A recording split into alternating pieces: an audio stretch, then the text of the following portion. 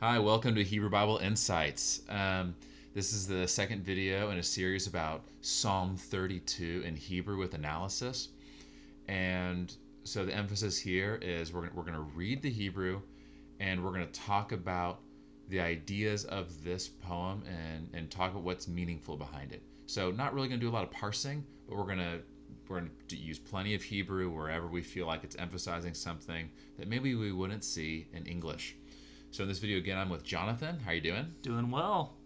We had a great time in the first video. Again, it's fun seeing what works, what doesn't. So any feedback you guys have on what things you like and you want more of, right? Do you want us to dive even more into Hebrew with explanation things? Is the level of that fine? Do you want more of just the commentary on the ideas? Any feedback you have is great.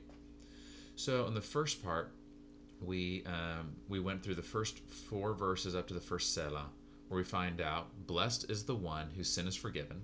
Remember, in Hebrew, literally, the one whose crime is lifted up, right? Their transgression is lifted up, that burden being taken off. And then the author dives into an experience that the author apparently had where he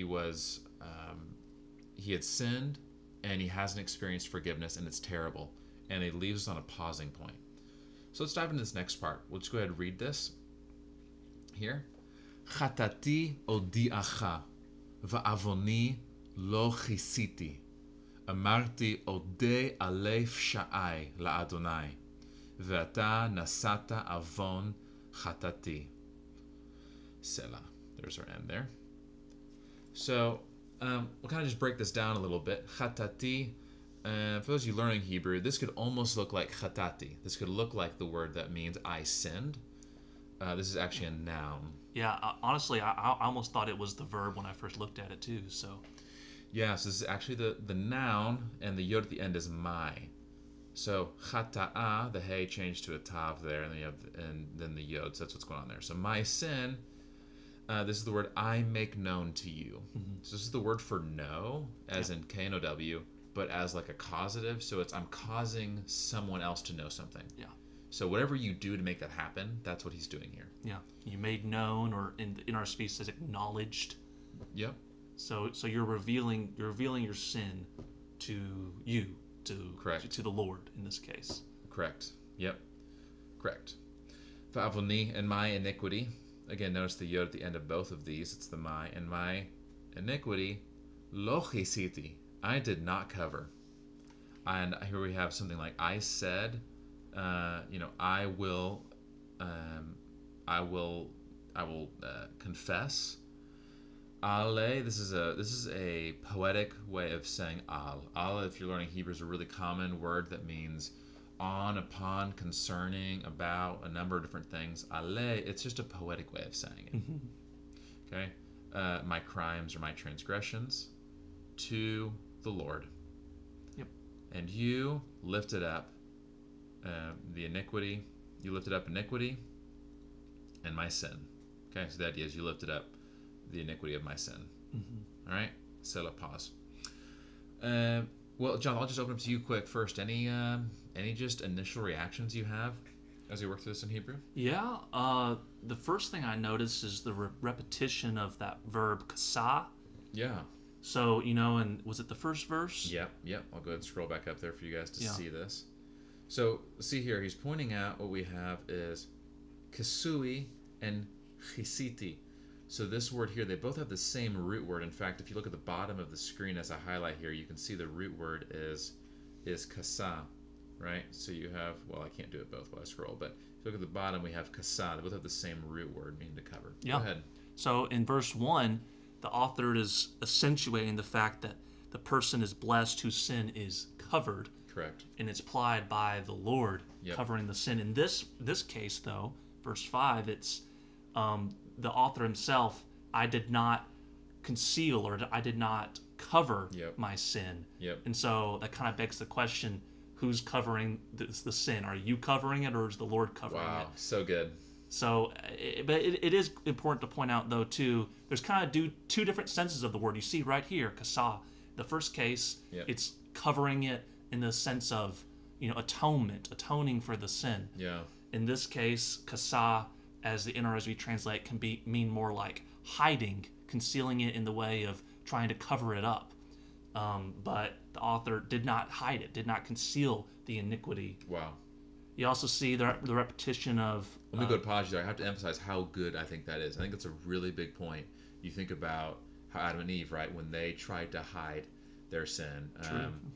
My dad, he has a business where he helps people figure out purpose of their life and, walk through life in a healthy way. And one of the things he talks about is he views everyone's path is that you live, right? You're like, basically you're born, you live for a little while, you're having fun, but then something happens. And whether we do something or something happens to us and it causes us to hide in the bush. Mm-hmm. And he talks about how when we hide in the bush, that's where our problem festers and grows until we embrace vulnerability and come out of the bush. Mm-hmm. And I feel like that's the principle you're talking about, where there's a big difference between us trying to cover something up versus us giving something to God, who then truly covers, truly atones and forgives. Yeah, and it's the same word, the word for iniquity, avoni. It's repeated again at the end, and you forgave the iniquity of my sin. Yeah. So it's focusing on that idea of iniquity, and also pesha or pesha'a, the transgression, is repeated again. So it's very intentional. The author is repeating that same terminology as in the beginning. The same stuff's being addressed. Yep. I saw some commentators believe that avon can also refer to the guilt of sin. So it could be a synonym for sin, but maybe sometimes emphasizes the guilt of the sin as well. Yeah. Really good points here. I think word order really matters in writings and biblical Hebrew, and especially in poetry. Robert Alter writes about how poetry, in any language that is, he talks about how it's the best words in the best place. And so we have a couple things here. Remember how the previous division marker, we're left in basically wallowing in our sin in a feeling of no hope. The very next word is sin. That's the very next word, my sin. Notice how in English it's I acknowledged my sin. We have to get to the fourth word to get to there. He's throwing the word sin at the very beginning. Okay, putting that in picture. My sin, I make known to you. So the emphasis there is on sin. And then once again, the same construction next here in English. And I did not cover my iniquity. Instead, what we have is and iniquity, my. And my iniquity, I did not cover. We're throwing those to the front as the emphasis. And also taking ownership for it being my, not just some abstract sense. So yes. Yeah, I love the vulnerability of the author and the focus there. Really good. Next word, I said, okay, and then we have the rest of what he says, confessing the sin. This is something that's interesting.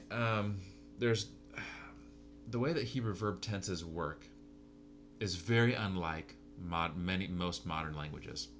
Biblical Hebrew, this is a difference in biblical and modern Hebrew. They don't have these clean past, present, and future tenses. To oversimplify things, you have these two big categories. One that emphasizes the completedness of something, the other, the incompletedness. So one that's complete, one not. What's interesting to me is that the key verbs in this are in the two different types. You have perfect and imperfect here. You have the first word, I'm pointing at the noun. So the verb here, odiacha, you have the verb imperfect here, and then you have the next verb here, which is amarti, which is perfect. So what we have is the first one's emphasizing the continual nature, the thing that's not complete yet. The next one, amarti, is emphasizing the completed action of this. And so I think part of me feels this author is, what they're doing is they're addressing how often it feels to be a human, where in one sense it's possible to say we've done something, but at the same time we know it's still a process. And so, in fact, it's just like saying learning Hebrew, right? In one sense I can say, yeah, I learned Hebrew, but I'm still learning Hebrew. True. It's also the same, I think, with our sin, where in one sense it's like, I'm confessing my sin to you, and in some way, part of what it means to be human in our present age is it's something we kind of continually do, because if we deal with sin problems, we know often it's a journey and a process. But at the same time, we're able to still say, there is something concrete that I've done, right? I've acknowledged my sin, and then a significant thing has happened.